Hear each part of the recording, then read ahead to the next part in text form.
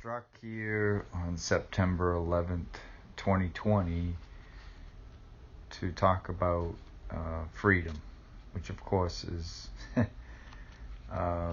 eluding us in many ways. And what I'm going to do is I'm going to read a little bit from a book that was written in 1950 by a gentleman named Paul L. Perot, not spelt like Ross Perot, but P-O-I-R-O-T. You can purchase a copy of the book at www.infinitebanking.org. It's amazing the insight and how accurate it is to today's world. And so I'm going to read a little bit of a book called The Pension Idea. Pose, quote unquote, Grandma's kindly questioning face above the caption.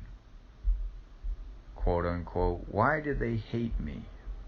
Or display an elderly couple with, quote unquote, would you let them starve? The result will be an emotional appeal beyond the capacity of the typical charitable American citizen to reason.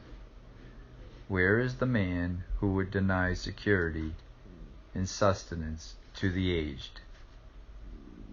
This instinct to be charitable seems to be a universal trait.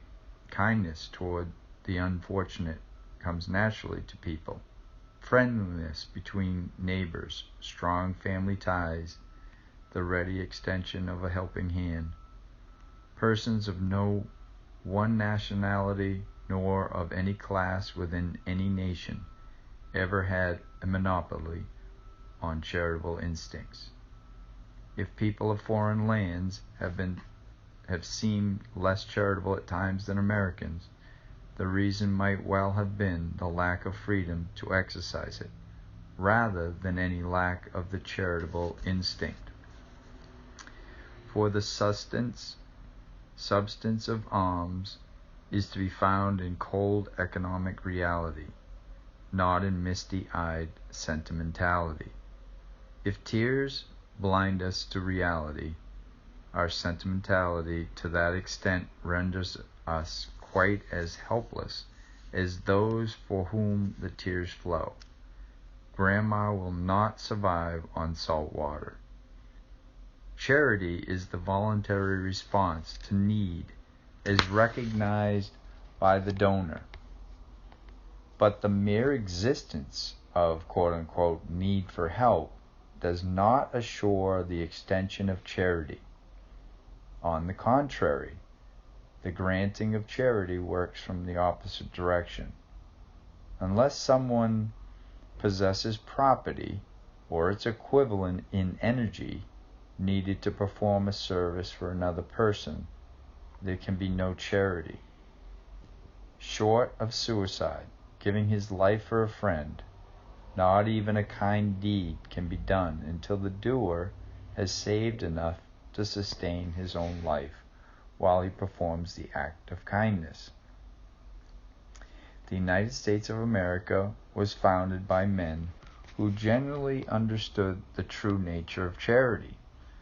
The rights to life and the pursuit of happiness were then known to be based upon the liberty of the individual to produce, according to his capacity, and to consume or dispense that product according to his own judgment, provided he respected the similar rights of others to what they had produced.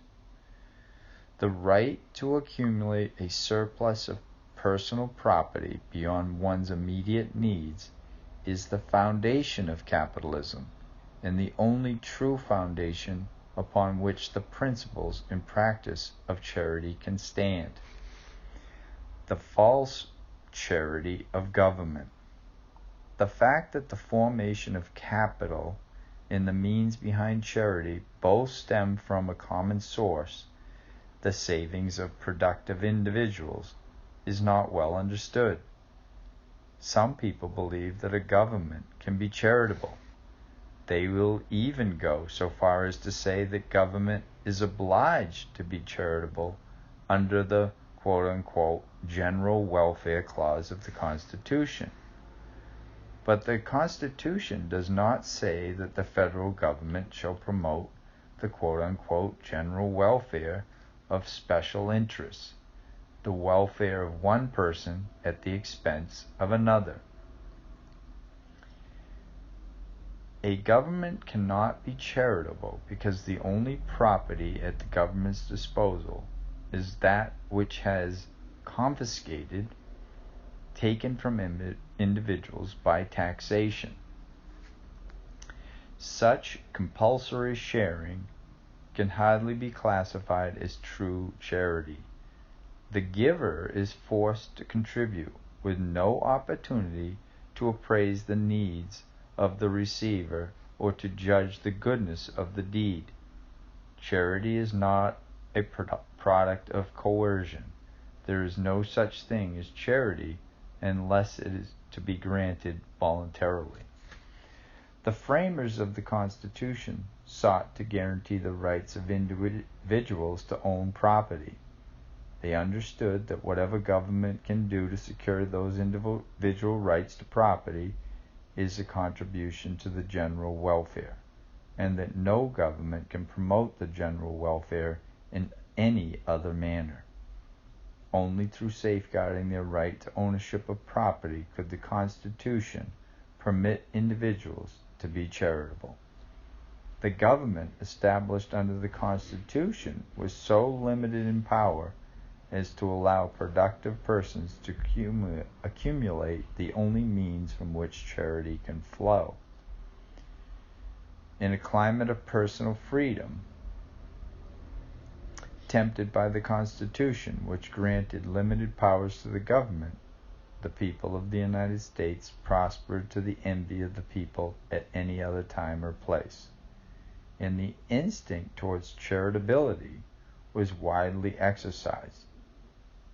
Here lies undoubtedly the reason why Americans have been noted for their magnanimity. And here, too, may be found the reason why some people of other nations or other times have seemed to lack the charitable instinct. A slave has no opportunity to perform an act of charity. He has no property and no right to retain or give away anything he might produce. He is a slave, and the nature of the cloak and the throne of the master is of little consequence to the slave. Whenever individuals become slaves of the government, when they are dependent upon government for education, medical service, housing, minimum diets, employment, sustenance in old age, and then to the extent of their dependence, they have lost the opportunity of being charitable. Government cannot charitably diminish need, because government is not productive. Individuals produce. But a quote-unquote welfare government can and does destroy the incentive of productive individuals. If a people seem to be losing the instinct of charity, that loss may well be traced to the power of government to regulate their lives. If the people themselves have given that power to the government, even in the name of democracy, they deserve little sympathy.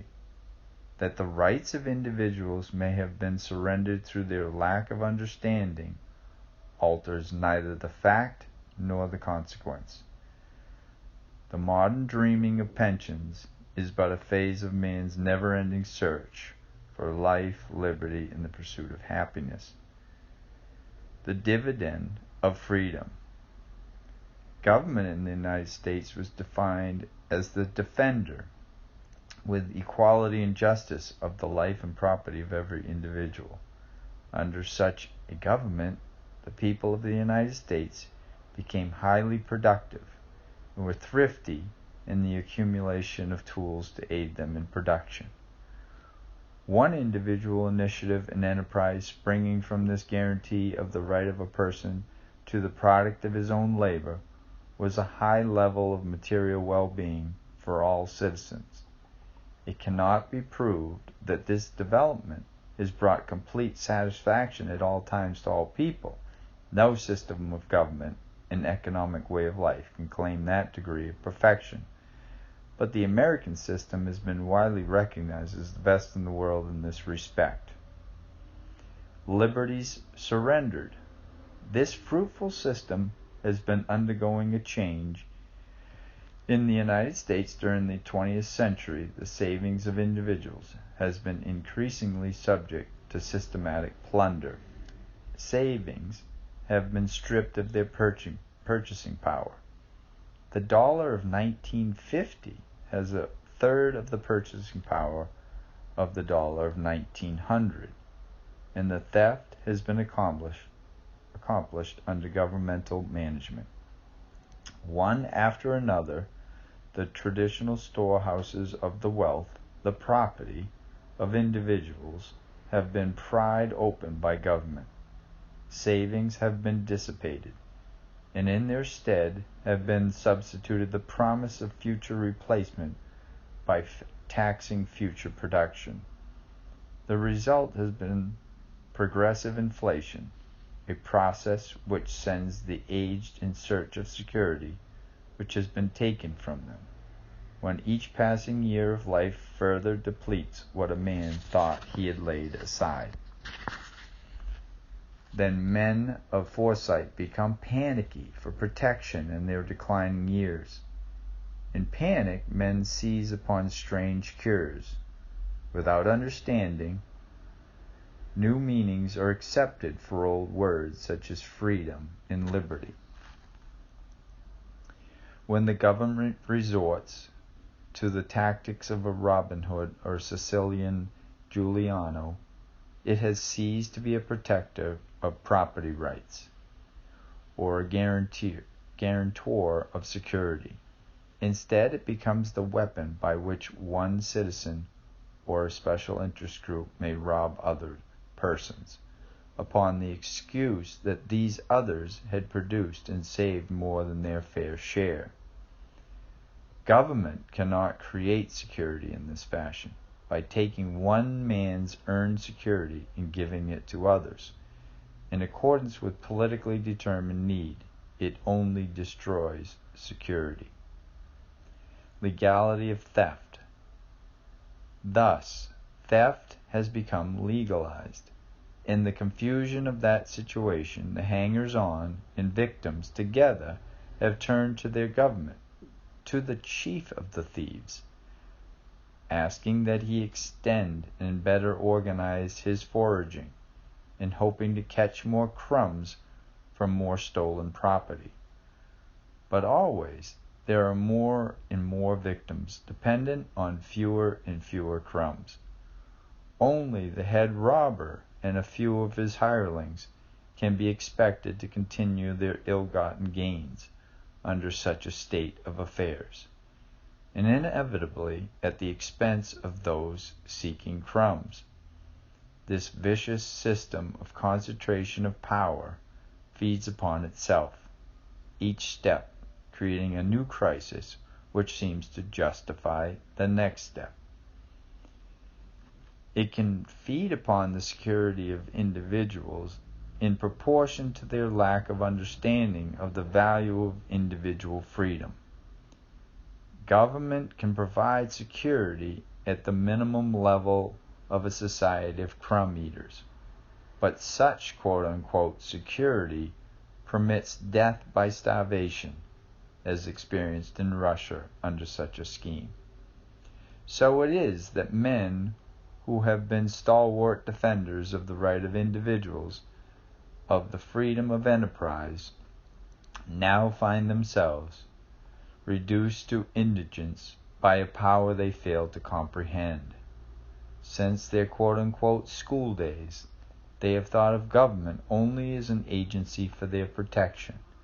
They continue to look to government for protection, even after the government has committed the crime of robbing them of security they once had. Those who contend in this day that the government of the United States owes a living to any citizen or group of citizens are forfeiting their own liberty and that of their fellow man to a grasping government, which can and will make beggars of men, otherwise able to care for themselves, and naturally inclined to be charitable towards others. Much of the apparent need for governmental aid today is strictly a product of too much government, not the other way around. When government forcibly deprives the productive men of a fourth or to a third of their earnings, as it does now in this country, it has seriously reduced their opportunity to care for either the aged or the youthful unproductive members of their own families.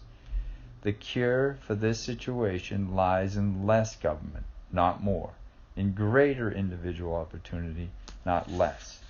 If all fathers and mothers were shot or herded into a concentration camp, their children would stand little chance of survival to maturity.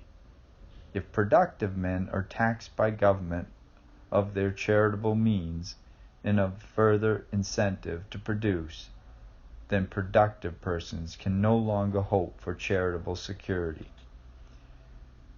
The quote-unquote right of any person to quote-unquote freedom from want exists only to the extent that some productive person enjoys liberty to be charitable with what he is able to produce and save. History records no instance where governmental intervention has solved the problem of starvation among free men, and further, that problem will never occur where individuals are free to produce, save, and help the needy. I hope you've enjoyed this reading. It is spot on to the problems that we have today, and it's an insight to how we need to change things to improve things. Have a great day. God bless.